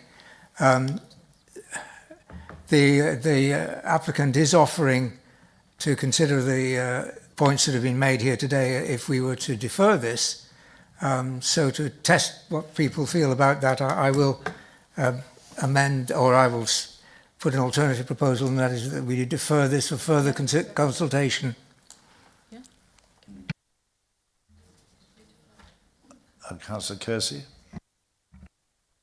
Sorry, Chairman, I was just wondering what Councillor Tucker was proposing to defer for, because in the questions, Councillor Sims asked the applicant if there was anything else that they could do, which they said that they'd already done everything that they could. So I'm finding it hard to understand why we would defer it. We would normally defer something if we don't have the relevant information in front of us, and it seems that our officers have worked diligently, because as you say, we would welcome this but it needs to be in line with our planning policies, and so we would be deferring it for no reason whatsoever, which obviously we can't do. But also, as I say, Councillor Sims has asked if they can change it, and they've advised that they can't change it any further, so I can't see how we can defer it and what we could defer it to. Councillor Ward. Yes, thank you. That was my point exactly. I mean, if we can't adjust the height of it in that respect, I'm not sure what deferral would achieve. That was, you know. Thank you. Are there any more points to make? Chair, sorry to... Is it possible just to have just 1 minute? No, I'm sorry, you can't really. Yes, but I'm willing to consider the height. That's... You are? Yes, I mean, this... Yes, but you could have considered the height before you actually put in the proposal. I mean, my view is that if you said you could consider it to 16 metres, then we could defer it. But at the moment you're on 6.2, is it? And, you know, you've got a long way to go, I hate to say it, to persuade, I think, this committee to change their viewpoints.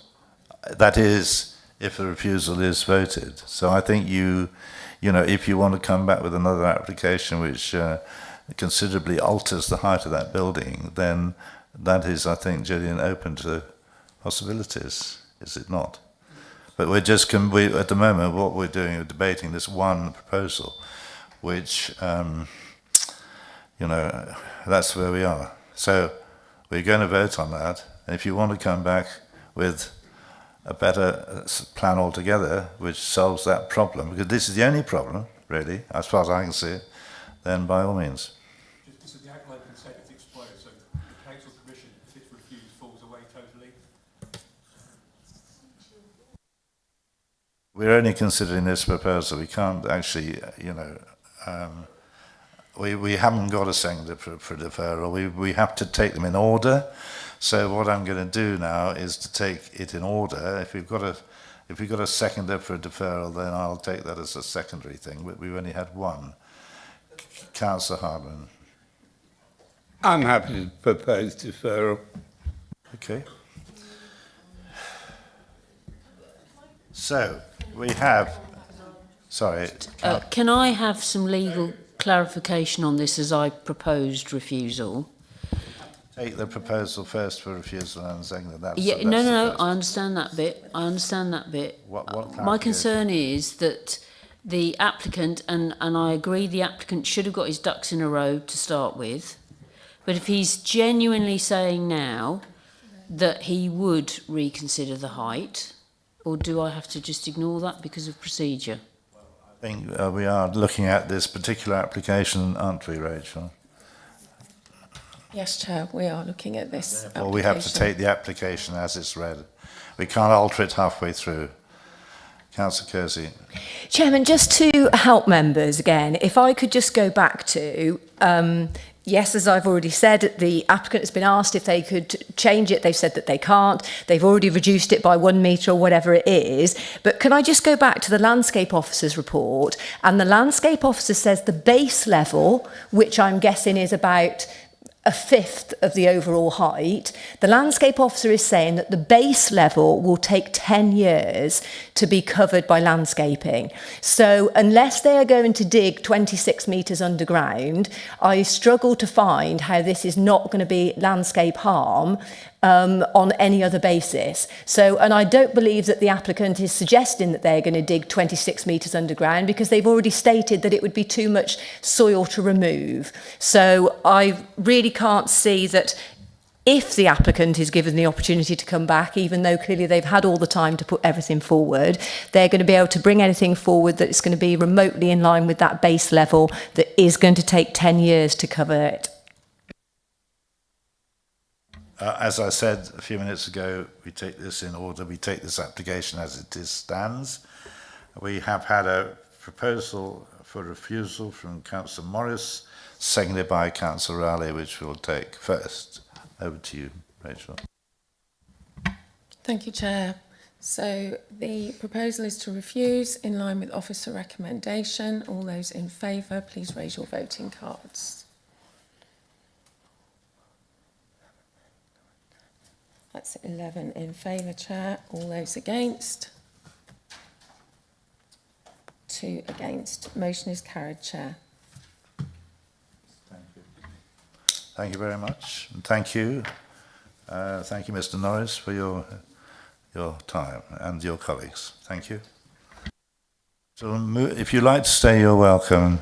Otherwise, we'll move swiftly on to item 9, which is planning application 26/00709, changing rooms at Charity Book Park, Davis Road, Evesham, change of use from sports changing room to community bike recycling project use.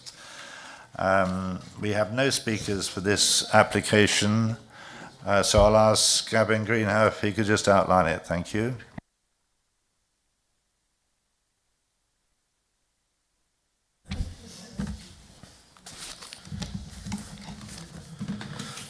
Yeah, hello, Chairman. Good afternoon, members. This is hopefully more straightforward than your previous 2 applications. It's a council-owned site at Charity Brook Park, Davis Road, Evesham. Change of use from a former sports changing room, use class F2, to a community bike recycling project use, which basically is going to be run by a charity, the Evesham Adventure Playground, and would refabricate old bikes and sell them off cheaply. So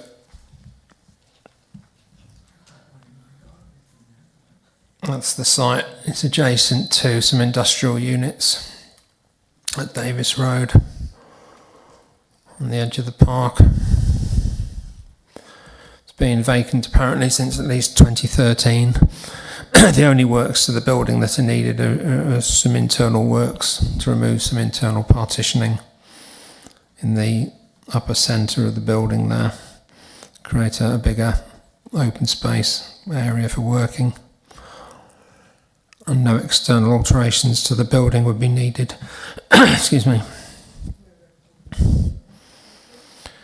It's already got palisade fencing around the building, so it's quite secure. And a convenient adjacent car park. So it's ideally suited to this use, really. Thank you. Very simple. The ward members are Councillors Clapworthy, Raphael and Andrew Dyke. The last two are not here, obviously, today. I don't think... Have you any questions at all, Councillor Clapworthy? No questions, no. Thank you.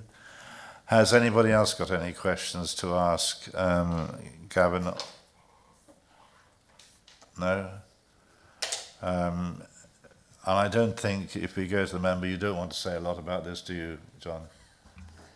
Just one or two things just to say. Sorry, I didn't really. Would you like to address the committee then? Okay then. Thank you, Mr. Chairman. As colleagues will have seen, this building has laid derelict since 2013. The fact that the Adventure Playground want to take it on and basically turn it into a very useful commodity for the town, recycling, renovating cycles. I think it's a brilliant project to be done, and Gavin, thank you for your work in putting the case together. And Mr. Chairman, when it comes to the appropriate time, I'll be more than happy to propose approval. Thank you. We'll come back to that in a minute. Has anybody else got anything to say about this particular application? Yes, Councillor Robson. I would just like to say it's a great project in a great location that will be widely used by the community. They already have a very good operation recycling the bikes, so to give them a bespoke building would be fantastic. I'm surprised Councillor Morris hasn't got a chip in here, but never mind. So you don't have to, it's right. It's just that we equate you with bicycles. Has anybody got anything else to say on this particular one? It all seems pretty good to me. We have a proposal then from Councillor Clapworthy, Councillor Ward. Happy to second that proposal.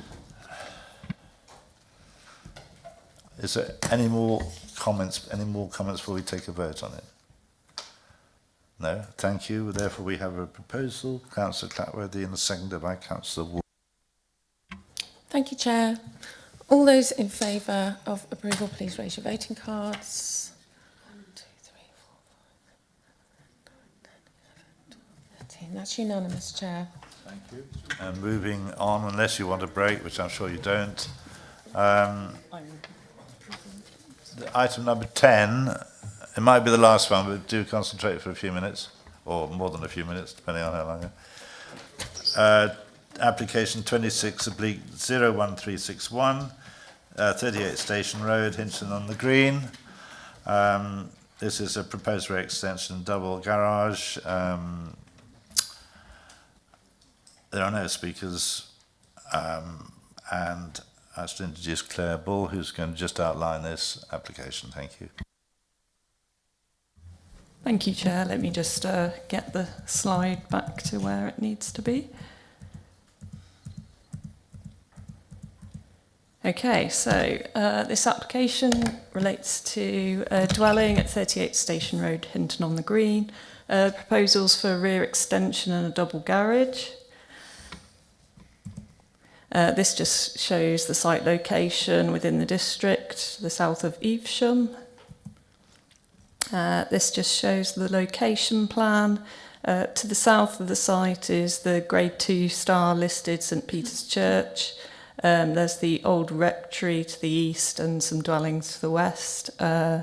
It's a historic property, so it's considered a non-designated heritage asset. Here's just an aerial view of the site, just showing it's quite a rural village. This is the existing and proposed block plan. You can see that the rear extension on the proposed to the dwelling will in part replace an existing structure, which is a wooden structure that's still updated. There's an existing brick outbuilding, and it's proposed that a garage building will be attached to that outbuilding to provide a garage and store. Here's the existing and proposed floor plans. So the proposed floor plan just shows where the rear extension will replace in part an existing outbuilding and provide bigger living space at ground floor. At first floor, the changes will allow an extra bedroom, so it will become a 4-bedroom property, and an upstairs bathroom. Here's the existing and proposed elevations. So from these you can see that overall the south elevation, which is the street facing elevation, will remain largely unchanged. The only change is that the existing porch, which is quite poor quality, is going to be amended and moved slightly. On the proposed east elevation, you can just see where the rear extension will be added on. It's going to have a gable form to mirror an existing brick gable at the rear, and it will be finished in materials to match. So we could just see that basically from the front there's not much change, but from the side there'll be a 2-storey extension added with a new porch to the west elevation. Here's the existing proposed outbuilding. So there's an existing small brick outbuilding just to the rear of the property. It's proposed it will be renovated to provide a bike workshop, and there'll be a new garage building added to it, providing a garage, garden storage, and then a first floor office. And here's just the existing proposed outbuilding elevations, just showing that there'll be an external staircase allowing access to the first floor office. And again, the garage will be in materials to match the existing outbuilding. Okay, so the recommendation, it's to delegate authority to the Director of Planning and Infrastructure to grant planning permission subject to the submission of a BAT survey and its consideration by the Heritage and Biodiversity Officer, the receipt of any further consultation responses, and subject to the conditions set out within the report and the update sheet. And this is to allow for additional conditions as necessary if any recommendations for such are received from the Biodiversity Officer. This is because we're just awaiting a bat survey to consider the impact on bats. Thank you. Thank you very much. I think the ward members are Councillor Simpson Kersey. I know that I don't think you have any questions, Councillor Sims? No. No. So consequently, are there any questions to ask Case Officer and the rest of the committee? No, and I'm presuming you don't want to say anything to the committee at this stage, so can I open it to debate? If there is any debate on this particular one from anybody in the committee, Councillor Birch. Happy to propose approval in line. Propose approval in line with officer recommendations. Thank you, Councillor Birch. Can I have anybody else need to say anything? Councillor, yes, Robson. Happy to second the proposal. Thank you, Councillor Robertson. Is there any other comments at all from anybody on the committee? Thank you. Therefore, I have a proposal from Councillor Birch and a seconder from Councillor Robson. Over to you. Thank you, Chair. The proposal is to approve in line with officer recommendation as read out to this committee. All those in favour, please raise your voting cards. 12 in favour. That's unanimous, Chair. Thank you very much, everybody. Can I just make one little point relating to Councillor Birch? If you do find yourself having to go out of the room, I can suspend the sitting for a few minutes whilst you're out. But if you don't tell me, then I can't, and then we have to keep to the rules. So